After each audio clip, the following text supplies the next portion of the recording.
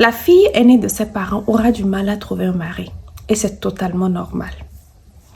Une fille qui est aînée de ses parents, surtout des deux côtés, le plus souvent, elles ont du mal à trouver un mari, du mal à se caser ou bien elles ont tendance à avoir plus qu'un homme, c'est-à-dire elles ont eu à épouser un homme, ça n'a pas marché, elles ont divorcé, elles prennent quelqu'un d'autre.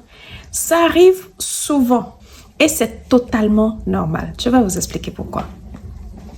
Une fille aînée de ses parents, surtout des deux côtés, n'est plus seulement une fille. Pire, si ses parents sont également l'aînée de leurs parents à eux.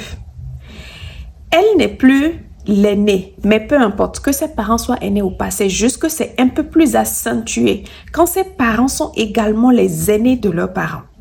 Donc une fille qui est donc l'aînée de ses deux parents n'est plus simplement une fille ou une femme. Elle devient une femme-homme. Par contre, quand il n'y a que des hommes qui viennent après elle, elle n'est même plus une femme-homme. Elle devient une guerrière parce qu'elle doit porter toute sa famille sur ses épaules.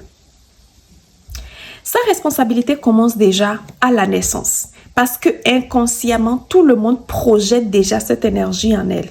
Parce que quand on prie pour les parents, surtout en Yoruba, quand on prie pour des parents qui viennent d'avoir leur premier enfant, on dit toujours, cet enfant sera une bonne grande sœur ou un bon grand frère pour ceux qui viendront après. C'est pour te dire que, tu feras beaucoup d'autres enfants. Tu ne resteras pas sur seulement cet enfant.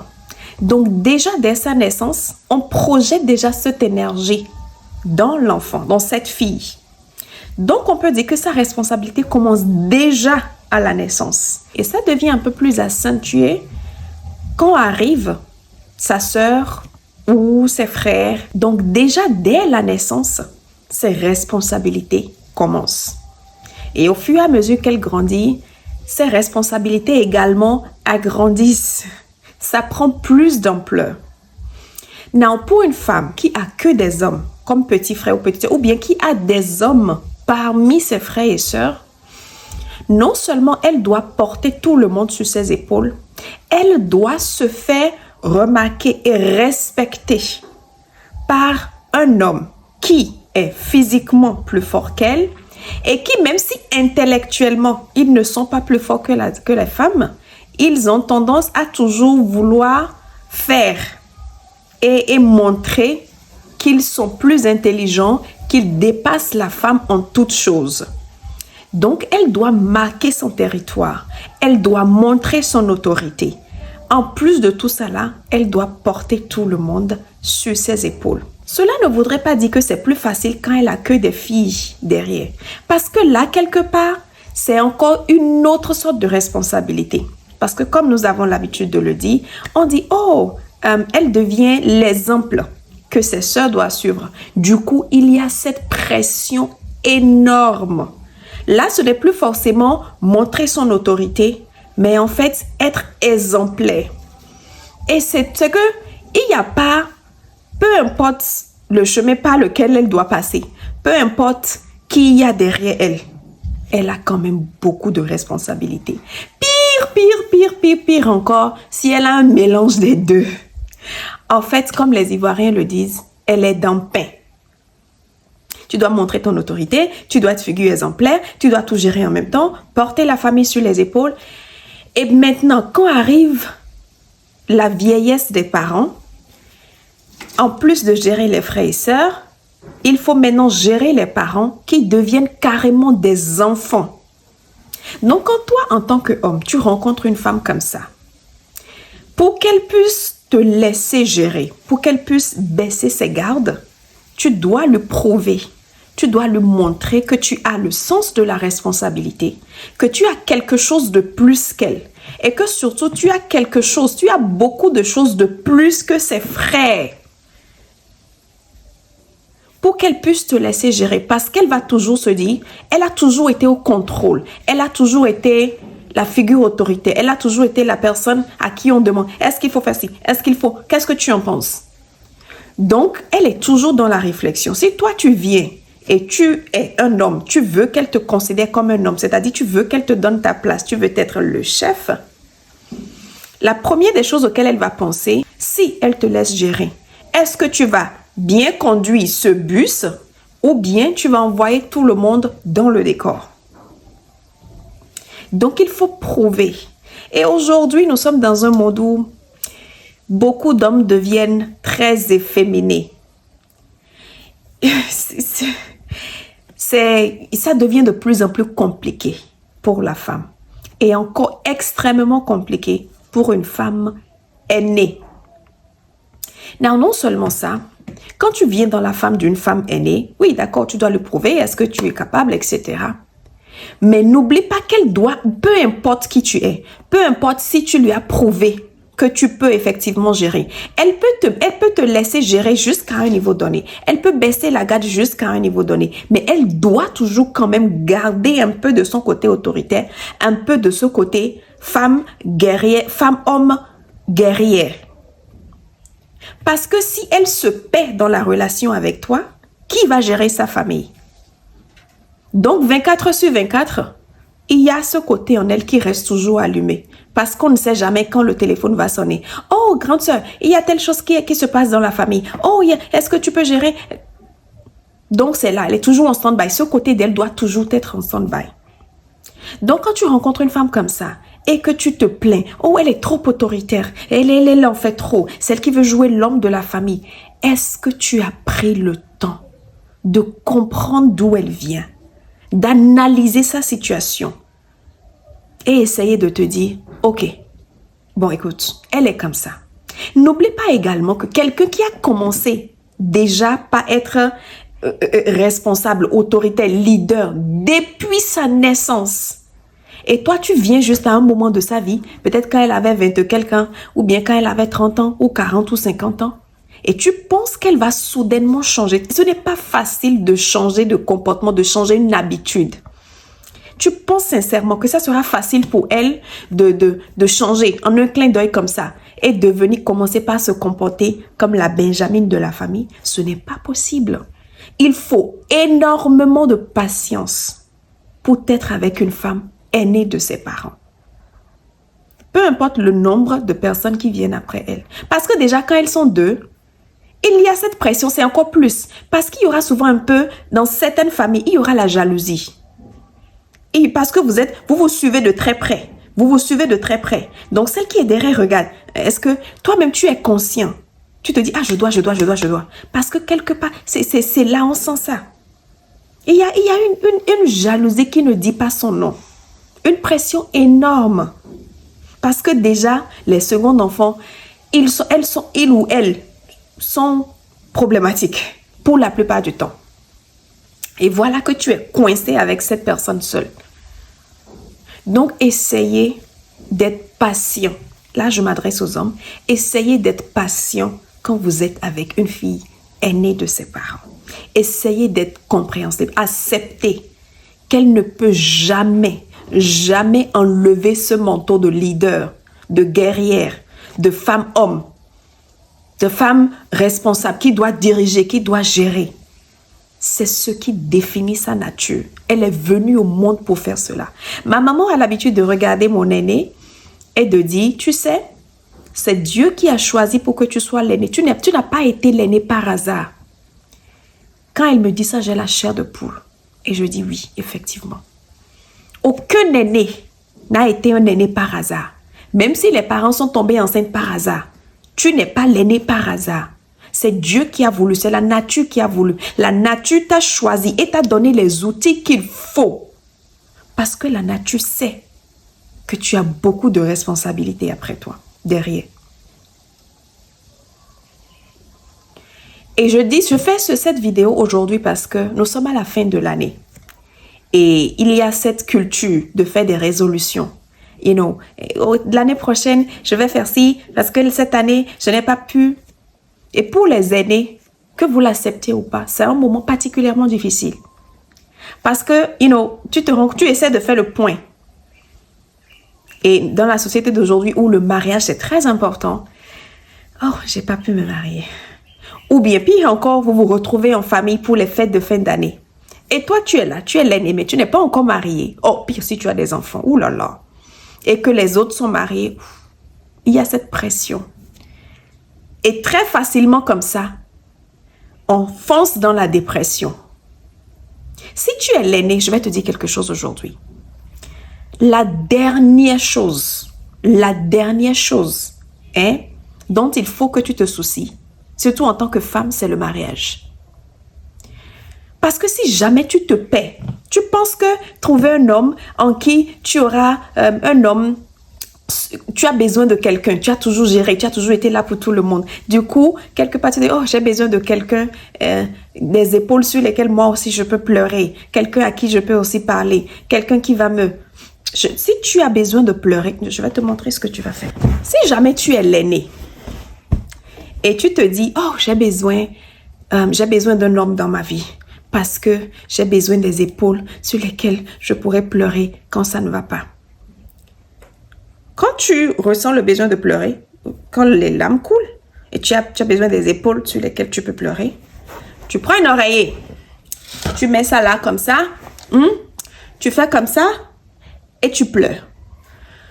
En plus, ce sont des oreillers. En même temps, ça va absorber le liquide, les larmes qui vont sortir. Quand tu finis de pleurer, tu déposes l'oreiller, tu effaces tes larmes, tu t'habilles, tu te lèves et la vie continue. Yes. Parce que si tu veux te marier, surtout pour cela, ça voudrait dire une chose. Très facilement, tu vas te perdre dans la relation. Tu vas te laisser distraire par cet homme. Tu vas le laisser trop contrôler ta vie. Tu vas perdre ta personnalité. Tu vas beaucoup changer. Et quand c'est comme ça, tu sais l'autre chose que tu vas perdre? Tu perdras ton autorité. Tu vas perdre le respect que ton père et tes frères et sœurs t'apportent. Demande-moi comment. Tu sais, quand tu es l'aîné, ok, et que chaque chose, tu dis, mon mari ci, on parle en famille, mon mari ça, mon mari. Sincèrement, parfois ça irrite. Ton mari ne fait pas partie de la famille. Là, on parle des choses de la famille. Là, on est en famille. Laisse ton mari tranquille. J'ai comme une femme, j'ai comme l'aîné. Mais quand tout le temps, mon mari, c'est comme si tu n'es pas capable de gérer. Et tes frères et sœurs vont sentir cela. Non, surtout si tu as un père qui est aisé, qui est riche financièrement et qui doit confier sa société à quelqu'un. Et que toi, tu es là. Tout le temps, mon mari. Ton père peut être content que tu as trouvé un mari. Mais quelque part dans sa tête, parce qu'il sait comment les hommes fonctionnent. Lui non plus n'a pas confiance aux hommes, il sait. Donc quelque part dans la tête de ton homme, il se dira, ouf, celle-là, elle ne sera pas capable de gérer. Non, elle ne pourra pas gérer. Il sait que s'il te laisse des choses, c'est ton homme qui va tout prendre. S'il te confie beaucoup de choses, ça va vers ton homme. La seule personne qui sera vraiment, vraiment, vraiment contente que tu aies trouvé un mari, que tu dises mon mari, c'est ta maman. Parce que c'est ce qu'elle aussi, elle a fait. Mon mari, c'est maman qui sera contente. Ah, les gens diront que j'ai bien éduqué ma fille. C'est la seule personne qui sera totalement contente. Que tu dises mon mari. Et que tu sois tout le temps avec mon mari. Mais tout le reste, tu perds le respect. Le vrai respect de ta famille, tu perds cela. Oh, pire si tu as que des hommes derrière toi. Ouh là là là là là. Parce qu'ils se connaissent. Ils savent. Donc, c'est comme si... Bon, c'est bon. On l'a dégagé. Nous, elle est partie. Un homme l'a déjà récupéré. Bon, maintenant, nous, on gère la famille. Mais si tu es une femme aînée et que tu travailles plutôt sur ta confiance en toi-même, en soi, ta présence d'esprit, c'est que quand tu t'habilles, tu es debout. Quand tu rentres à la maison, il faut qu'on sente que l'énergie de quelqu'un est arrivée. C'est que l'aura que tu dois dégager, naturellement, il faut qu'il y ait un petit silence quand tu rentres. Là, c'est quand tu as tellement confiance en toi et que tout le monde sait que celle-là, c'est non-nonsense. Elle n'accepte pas du n'importe quoi. Que tu aies un mari ou pas, toi-même, tu as le respect debout. Oh, que Dieu t'aide encore et que financièrement, tu sois à l'aise. Au moins un peu plus à l'aise que tes frères et sœurs. Oh, oublie Marie. Le respect que la famille va t'accorder, laisse. Laisse. Ton père, même s'il te dira, écoute, il faut aller te marier, il n'aura pas du mal à te laisser gérer sa société, à te laisser gérer ses biens. Parce qu'au fond de lui, quand il regarde sa fille, ouais, il voit une femme homme, il voit une guerrière. Et il saura que celle-là, même si elle se marie demain, elle ne se perdra pas. Mais donc là, c'est là que tu gagnes le respect. Donc quand tu penses que je vais gérer encore en famille pour les fêtes de fin d'année maintenant, je n'ai pas encore de mari, tout le monde parle de mari. Non, ce n'est pas de ça qu'il faut que tu te soucies. Travaille sur toi-même, l'argent, la confiance en soi, la présence d'esprit. Quand tu as ces choses-là, mari, ça vient après. Ce n'est pas ce dont tu as vraiment besoin pour gérer ta famille, pour jouer ton rôle d'aîné. Ce n'est pas mari. Non, il ne fait pas partie de ta famille. D'accord, il y aura quelqu'un à qui tu peux aussi parler quand ça ne va pas. Mais que ça s'arrête là. Ne te paie, en tant qu'aîné, ne te paie jamais dans un mariage ou dans une relation. Ne te dis pas, si j'ai besoin d'un homme. Non. Non. Et d'ailleurs, le plus souvent, en tant qu'aîné, évite de te marier trop tôt. Parce que dès que tu te maries, ça te tire un peu. Tu feras des enfants. Quand tu es enceinte, tu ne peux plus travailler comme tu travaillais quand tu n'étais pas enceinte. Dès que tu as des enfants, tu ne peux plus travailler comme tu travaillais quand tu n'avais pas d'enfants. Donc, oui, commence vite, bosse vite. Focalise-toi sur ta carrière jusqu'à un certain niveau donné. Ce n'est pas qu'il faut aller jusqu'à 50. Si tu peux avoir un homme qui comprend, c'est pour ça qu'on dit les hommes, essayez de comprendre la fille aînée. Vous pouvez être ensemble et décider ensemble que, ok, nous allons travailler jusqu'à un certain niveau d'abord avant de faire des enfants. Pour que financièrement, tu puisses te construire. En tant qu'aîné, ne tombe pas sur un homme qui a 22 ans déjà. Oh, c'est bon, tu vas faire un enfant, non? Alors que tu n'as pas grand-chose. Tu vas où? Laisse, il peut être un milliardaire. Il peut être un milliardaire. En fait, quand c'est comme ça, même, ça aggrave même les choses dans la famille. Parce que ta famille saura que la seule chose qui te fait monter les épaules, c'est ton homme qui est milliardaire là. Si vous vous divorcez maintenant, c'est fini. Tu n'as plus vraiment cette force. Tu n'es plus vraiment l'aîné. C'est que cette guerrière dont on dit non, c'est ton homme qui est ton backbone. S'il part, c'est fini. Donc, toi-même, tu sauras, à un moment donné, tu comprendras que, c'est vrai, c'est comme ça. Donc, il peut te bastonner n'importe comment. Tu restes et tu fermes la gueule.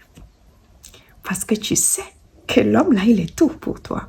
C'est grâce à lui que tu es l'aîné de ta famille. Ça sonne mal. Ça sonne très mal. Donc, si tu es l'aîné et que tu te laisses emporter par la société, une femme va te marier et que tu ne te focalises pas sur les choses beaucoup plus importantes, alors je vais te dire Yako. Yako, parce que tu choisis mal. Tu choisis très mal. Donc, pour les guerrières qui sont là, pour vous, les guerrières, les femmes-hommes, les aînés de leurs parents, essaye de te focaliser sur ce qui est important. Ta confiance en soi, la présence d'esprit. Spirituellement, sois assez forte. Parce qu'il n'y aura pas que des trucs physiques à gérer. Non. Et il y aura également la bataille spirituelle. Spirituellement, il faut que tu sois debout. Ça, on va en parler. Comment les aînés peuvent se armer spirituellement. Quand tu as fait ça, et que financièrement, Dieu te bénit encore, tu es mieux que tes frères et sœurs. Parce que tu es censé. C'est fini. C'est fini. C'est que Marie même viendra. Il viendra de lui-même. Il viendra taper à ta porte même si tu ne sors pas. Fais-moi confiance. Et là, tu choisis qui tu veux. Ok? Donc, je tenais vraiment à partager ceci avec vous. Parce que assez avec les dépressions. Là, j'avance. Je suis l'aîné de mes parents. Tout le monde compte sur moi. Je ne suis pas encore mariée. Really? Is that your problem? Seriously? Come on, girl. Come on, girl. Work for money, power, self-presence, spiritual strength. And you're good to go. Okay, bye.